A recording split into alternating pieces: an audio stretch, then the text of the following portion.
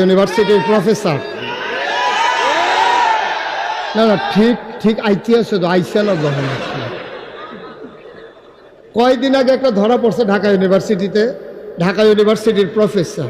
এটা কিন্তু চারটিখানি কথা না। ঢাকা ইউনিভার্সিটির প্রফেসর মানে অটো চালায় না, ঢাকা ইউনিভার্সিটির প্রফেসর মানে সিএনজি চালায় না, ঢাকা ইউনিভার্সিটির প্রফেসর মানে আলু তুলে না হাতে। হ্যাঁ, তার অনেক লেখাপড়া করে ঢাকা ইউনিভার্সিটির প্রফেসর হয়েছে। ঢাকা ইউনিভার্সিটিতে চান্স পাওয়া প্রাচ্যের অক্সফোর্ড ঢাকা ইউনিভার্সিটি, এখানে ছাত্র হিসাবে চান্স পাওয়া সো টাফ, আর ওই জায়গায় প্রফেসর, এটা চারটিখানি কথা না। আপনারা কি গুনগুন করে কথা কন না? হেই আমিন বলেন, জুড়ে বলেন, আরো জুড়ে।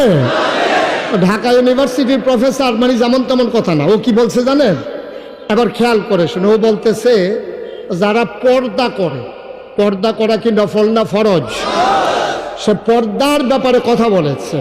বলেছে যারা পর্দা করে, বোরকা গায়ে দেয়, হিজাব লাগায়, মেকআপ পরে, তারা ঢাকা ইউনিভার্সিটিতে পড়ার দরকার নাই। আপনারা কি এটা মানেন? মানেন?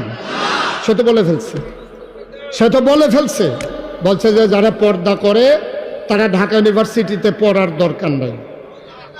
আমি বলেছি এই দেশটার ভিতরে 92% জন লোক মুসলমান। এই দেশে হক্কানি পীর মাশায়েখেরা আমাদেরকে ন্যাংটির বদলে লুঙ্গি পরা শিখিয়েছে, হরে রামের জায়গায় কলমা পড়তে শিখিয়েছে, শ্রীর জায়গায় মোহাম্মদ লিখতে শিখিয়েছে, টিকির বদলে টুপি পড়তে শিখিয়েছে।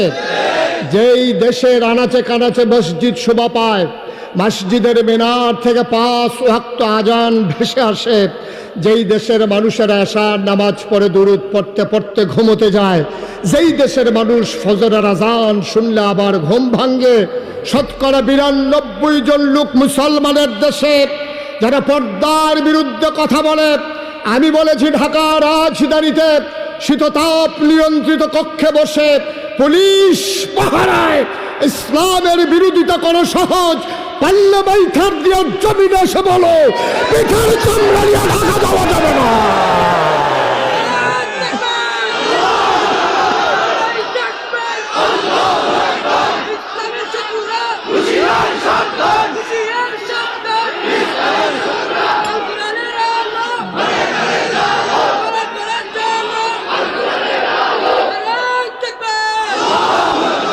জোরে কোন আমিন।